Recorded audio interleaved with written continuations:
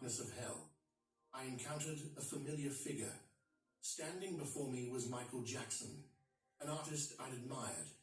At that moment, shock, fear, and curiosity intermingled. Michael, a musical legend and icon, now looked at me with deep regret and sorrow in his eyes. His appearance was no longer that of the celebrated superstar. His face bore the marks of inner turmoil, struggles, and an unending quest. As he looked at me, his voice was weary and filled with remorse.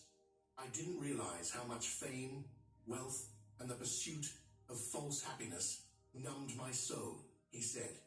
I selfishly used the talents God gave me. I claimed to bring love and hope to the world through my songs, but in reality, I was only distracting myself. My relationship with God was shallow. Instead of seeking true meaning, I used these values to glorify my own image. Through his words, I felt the heavy toll fame had taken on him. Michael continued to describe how all his fame and wealth had distanced him from God. From the outside, his life seemed bright and inspiring, but he admitted that it was a delusion that only deepened the void within him.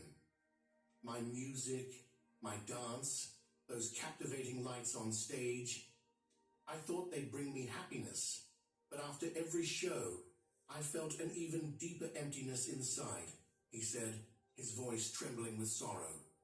Michael shared how he'd lost the love and purity he once had for God as a child.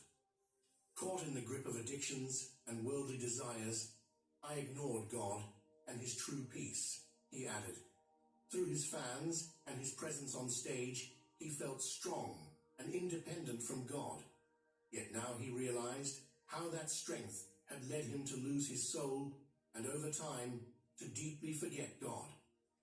My addictions, I used them to find comfort, but in reality, they only bound me more, he said.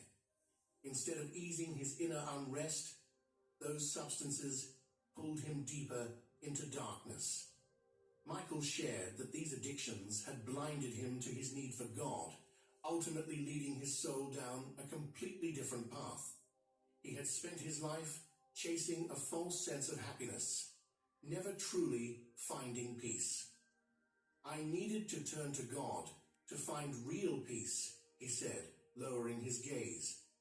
But I became entangled in worldly pleasures and false joys. People saw me as a savior, a source of inspiration, yet no one saw the storm inside me or the deep pain in my soul.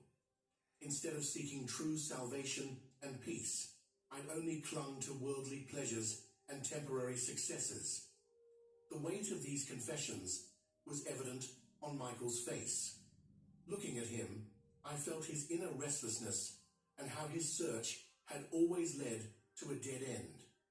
One morning, I opened my eyes in a hospital room. Around me were the cold, white lights of the ICU and the echoing sounds of machines. Being alive felt surreal, even after all I'd been through. It was as though I was still in that dark void, hearing the screams of every condemned soul echoing in my mind.